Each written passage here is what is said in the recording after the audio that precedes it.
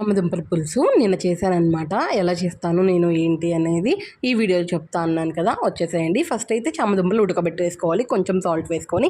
ఈ గ్యాప్లో చింతపండు గుజ్జు, అంతే ఉల్లిపాయలు, పచ్చిమిర్చి, కరివేపాకు అన్నీ రెడీ చేసేసుకున్నాను, కట్ చేసుకొని పెట్టుకున్నాను.